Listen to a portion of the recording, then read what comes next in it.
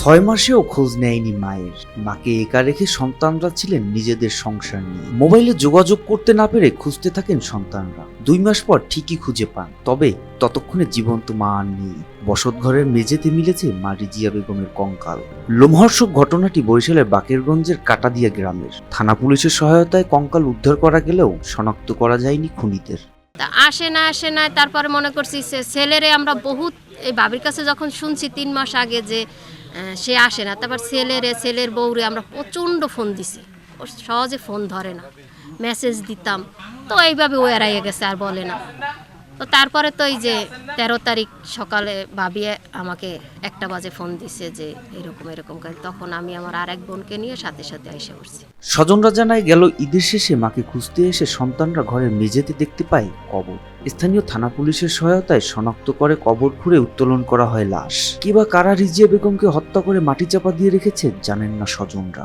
চোখের উপরে দেখি সবই, তো ওই দেখে মনে কামড় দিছে, কি ব্যাপার, মায় তো কোনো হানো যায় না, কোনো অনেক গেল এডি নিয়ে যেত, এরকম ল্যাফ এরকম পরা মাটি এইভাবে। তো আমার বাইক নিয়ে আবার র্যাপ ছিল, হে আবার কইতেছে মামি এডি দৌড়েন না, আগে থানায় যান, থানায় যাইয়া জিটি করে এলেন, তা মেম্বার চেয়ারম্যান লইয়া তোমরা ওটা চালাইয়ে দেখো, যদি কিছু দেখো তাহলে আমাকে জানাইবা।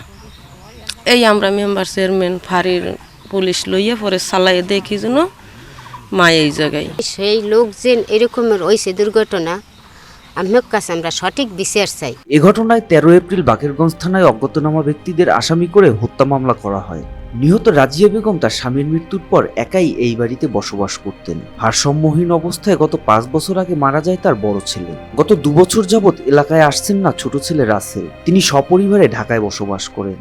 আমি এই জায়গায় 2 বছর পরে আসছি, আইসা আমার স্ত্রীরে পাঠাইছি, তখন আইসা রুমের ভিতরে আইয়া দেখতে আছে তার পায়ের জোতা ওই জায়গায়, পানের ডিব্বা, বড়োখা সবই জায়গায় পড়ে রয়েছে, কোনো জায়গায় মানে নেয় নাই।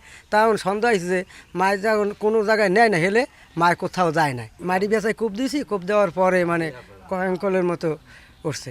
আর আমার ওই মামা হেরাও আসলো, পরে ওই কয়ঙ্কল এবং তার গলার লগে ফাঁস দেওয়া, তার কাপড় দিয়েই, মানে অন্য কিছু না, তার কাপড় দিয়েই ফাঁস দেওয়া। আদালতের নির্দেশে গত 17 এপ্রিল বুধবার নিহত রাজিয়ার কঙ্কাল উদ্ধার করা হয়। এ ঘটনায় প্রকৃত অপরাধীকে আইনের আওতায় আনতে তদন্ত চলছে বলে জানিয়েছেন এই কর্মকর্তা।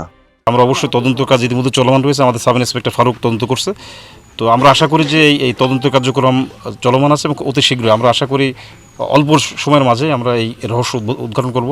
এ ঘটনায় নিহত রাজিয়ার পরিবারকে আইনগত সহায়তার আশ্বাস দিয়েছেন উপজেলা নির্বাহী কর্মকর্তা। আদালতের নির্দেশে আজকে আমরা আশ্রয় হাল করার জন্য আমরা এখানে কবর থেকে লাশ উত্তোলন করলাম এবং আমরা যেসব ফাইন্ডিংস পেয়েছি সেগুলো আমরা রিপোর্টে উপস্থাপন করেছি, আদালতে উপস্থাপন করা হবে। তার পরবর্তীতে আদালত আইনানুগভাবে এটার বিধি মোতাবেক ব্যবস্থা গ্রহণ করবে। News desk, RTV।